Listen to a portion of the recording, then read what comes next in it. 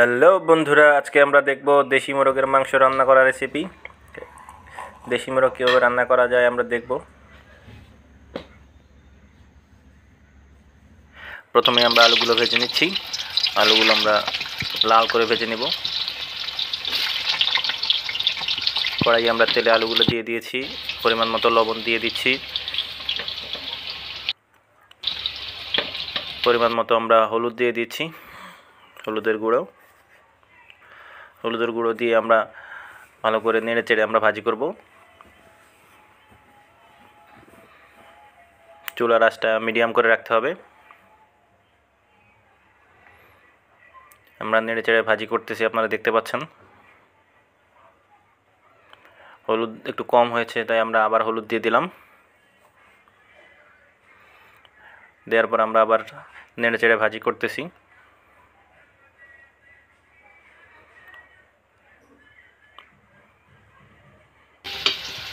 ভাজি করা শেষ। এ পর্যায়ে আমরা আলুগুলো তুলে নিচ্ছি। আমরা 4টি পেঁয়াজ কুচি নিয়েছি। পেঁয়াজ কুচিগুলো আমরা তেলে ভেজে নেব। তেলে ছেড়ে দিচ্ছি আমরা পেঁয়াজ কুচিগুলো।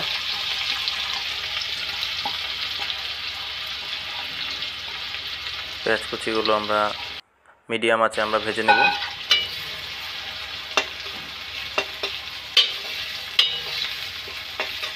নেড়ে চেড়ে ভেজে নেব।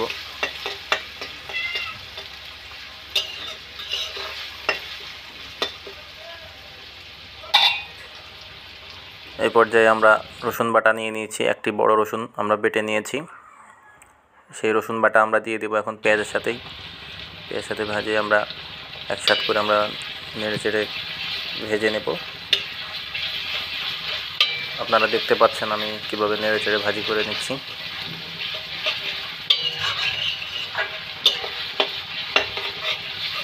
চুলার আঁচটা মিডিয়ামই থাকবে।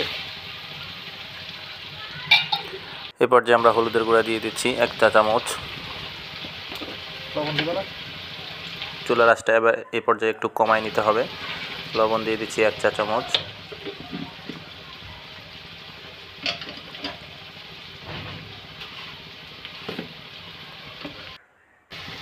জিরার গুঁড়া দিয়ে দিচ্ছি 2.5 চা চামচ মতো।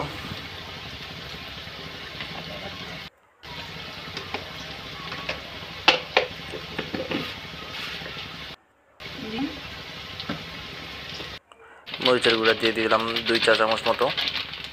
আপনারা এটা বাড়াই কমাই দিতে পারবেন আপনাদের ঝাল অনুপাতে, কতটুকু ঝাল খাবেন সেই অনুপাতে। এবার যে আমরা মশলাগুলো কষিয়ে নিচ্ছি। চুলার আঁচটা মিডিয়াম রাখতে হবে। এই পর্যায়ে আমি একটু পানি দিয়ে দিচ্ছি যাতে মশলাগুলো পুড়ে না যায় এবং ভালো করে কষানো হয়। পানি দেওয়ার পরে আমি নেড়ে চেড়ে মশলাগুলো মিক্স করে নিচ্ছি ভালো করে পানির সাথে। দেখতে পাচ্ছেন মশলাগুলো এই অবস্থায় এসেছে। এ পর্যায়ে আমরা মোরগের মাংসগুলো দিয়ে দেব। 1 কেজি পরিমাণ মোরগের মাংস নিয়েছি।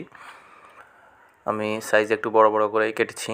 আপনারা চাইলে ছোট করেও কাটতে পারেন, আপনাদের প্রয়োজন অনুযায়ী কাটতে পারবেন। আমি একে একে মোরগের মাংসগুলো দিয়ে দিচ্ছি। চুলার আঁচটা একটু লো করে দিতে হবে। এই পর্যায়ে মাংসগুলো আমি উল্টিয়ে নিচ্ছি।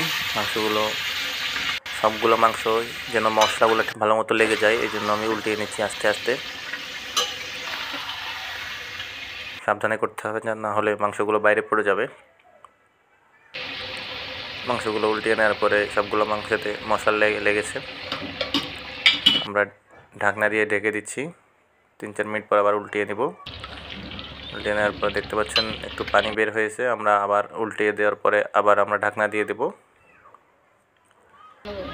ঢাকনা দেওয়ার পর আমরা আবার ঢাকনা উল্টিয়ে দেখব আস্তে আস্তে। ঢাকনা উল্টিয়ে আবার ঢাকনা দিয়ে আমরা রান্না করব উল্টিয়ে। রসুন কখন দিয়েছো? তখন দেখলাম না, ভিডিও করলাম না।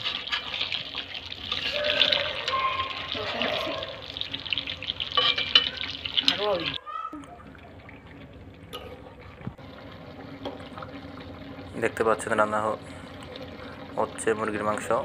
অনেকগুলো ঝোল বের হয়ে আসছে মশলা থেকে, মুরগি থেকে অনেকগুলো পানি বের হয়েছে।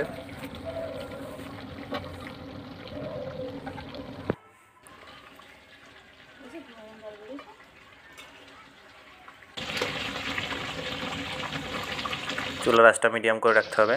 আপনারা দেখতে পাচ্ছেন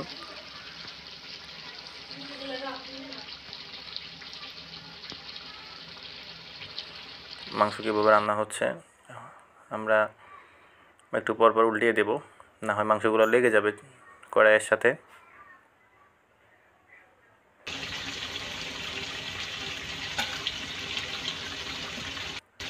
পানিগুলো টেনে গিয়েছে, এখন আমরা আলুগুলো দিয়ে দেব। ভাজি করা আলুগুলো দিয়ে দিচ্ছি।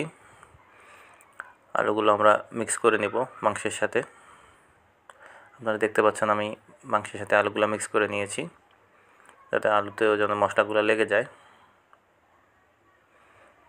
আস্তে আস্তে আমি মাংসগুলোর সাথে আলু মিক্স করে নিচ্ছি।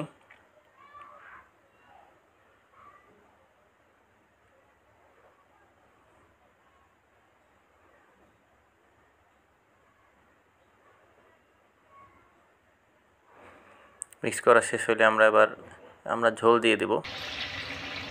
ঝোলগুলো আমরা পরিমাণ মতো দিব, আমাদের যতটুকু প্রয়োজন। আমি আমার পরিমাণ মতো দিয়েছি, আমি 2.5 গ্লাস পরিমাণ পানি দিয়েছি। আপনারা কম বেশি করে নিতে পারবেন।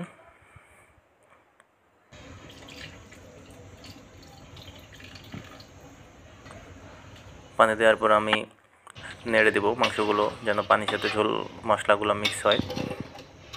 আস্তে আস্তে উল্টিয়ে আমি নেড়ে দেব। এবং কড়াইয়ের গায়ে যে মশলাগুলো লেগে আছে, আমি এগুলো একটু নেড়ে চেড়ে আমি সেই মশলাগুলো যেন পানির সাথে মিশে যায়, আমি সেভাবে ব্যবস্থা করে দেব।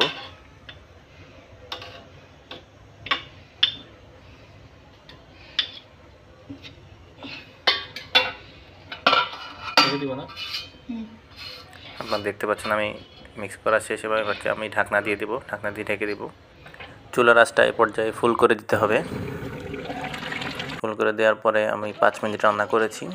5 মিনিট রান্না করার পর দেখতে পাচ্ছেন আমরা ঝোলগুলো ঝোল টেনে গিয়েছে। এরপর যে আমি গরম মশলা দিয়ে দেব। গরম মশলা আমি মিক্স করে দেব। আমাদের রান্না প্রায় শেষ। লবণ চেক করে নিতে হবে। রান্না শেষ হওয়ার আগে আপনারা লবণ পরিমাণ মতো চেক করে নেবেন ঠিক আছে কিনা। দেখতে পাচ্ছেন আমাদের মাংস রান্না শেষ। বাটিতে পরিবেশন করেছি, সুন্দর কালার চলে এসেছে। এভাবে আপনারা পরিবারের সাথে পরিবেশন করে আপনারা সুন্দর একটি আপনাদের লাঞ্চ অথবা ডিনার আপনারা করতে পারবেন। ভিডিওটি ভালো লাগলে আপনারা লাইক, কমেন্ট ও সাবস্ক্রাইব করবেন।